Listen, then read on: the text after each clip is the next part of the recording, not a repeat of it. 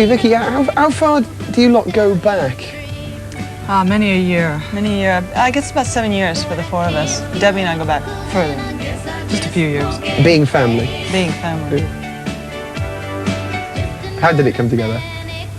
Well, there was the old ad in the paper, the old Yeah. special ad in the paper that Susanna was running, and Vicky and I had this band going that didn't quite work out, and called up Sue and said, "Hey, Susanna." Well, actually, Sue called my roommate. You're gonna get technical. So, You're gonna get yes, technical. right. Okay. Sue called my roommate. This gets who real confusing. Then didn't answer the phone because she was in her room meditating. So I answered the phone, and Susanna and I spoke at length and connected on a cosmic level, and we decided to join up space. But we work together well and a lot.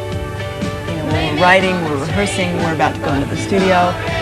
When we get home, if we get home, and we're just constantly, you know, with each other and growing and learning, and I think it's a real good experience. But then we also have outside friends, which is very necessary. We grew up in the valley. Grew up in the valley, and no one talked like that. The valley and the beach, people sort of migrated together and became one, and sort of ended up with just like, you know, a totally stupid accent. So we don't talk like that. Kids. Yeah.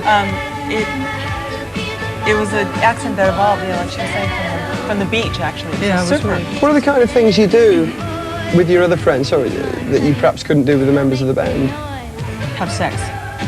I knew you were going to say that. That's not how much you think of it. Yeah, that's one. I mean, you do, I mean, there's wonderful oceans, up in California. Do you surf? The classic California thing to do. Don't surf, no. Don't surf. Body surf. Body surf, yeah. But not board surf. Boogie board. What's that? Boogie board. It's a little a short surfboard, and you take it out there and you ride the wave. Sort of either lay on it or sit You get more on it or control whatever. than body surfing. It's fun. Catch a gnarly wave and like ride it to the shore. You need it totally. The Bangles is pretty much a kind of a 60s name, isn't it? I mean, Bangles themselves came from the 60s. How That's true. Well, We're floored by that statement. We're floored because the original name of the band was the Supersonic Bangs, which was taken from a 1965 Esquire magazine that my brother had, with Ed Sullivan wearing a Beatle wig on the cover, and there was a whole series of hairdos listed, and one of them was the Supersonic Bang. And since we all have Supersonic Bangs, I see. These are bangs. yeah, but we changed that after 5 minutes of being the Supersonic Bangs. We decided it might be too long. You had to streamline the name. So we streamlined it, and we were the Bangs for a while. But we didn't realize it had certain connotations over here. Oh, that sure we we did. We knew that, but we were just, It has the same you know, connotations over there, yeah. Oh, yeah. We So then actually liked that part, but... But then we were forced to change our name to the Bangles. I see.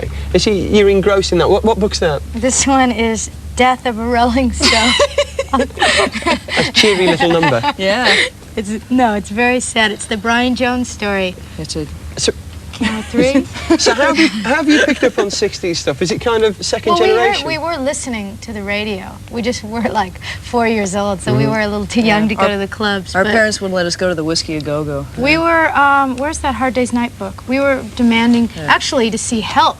Even Hard Day's Night was something a little bit before our time, although Vicky and Debbie have it memorized, and they can recite the entire movie if you ask them to. Vicky and Debbie, no. But anyway, that was sort of, we were heavily into the Beatles. Everybody was. Are you still? Do you still listen to Beatles records? I do. Yeah. Does it go through phases where you listen to a particular LP? I could listen to the same songs over and over again and never ever get tired of them. The early stuff and I Feel Fine, She's the a Woman. Revolver era was, I think that was my favorite era for them. How does this manifest itself in the Bangles now? I mean, are Well, the we don't things... sound like Loverboy. And a good thing, too. Yeah, Well, they're on our label, I did say that. a Loverboy or anything but a 60s band, am I right? Yeah, that was what I was trying to say. What does this mean? You did a great job.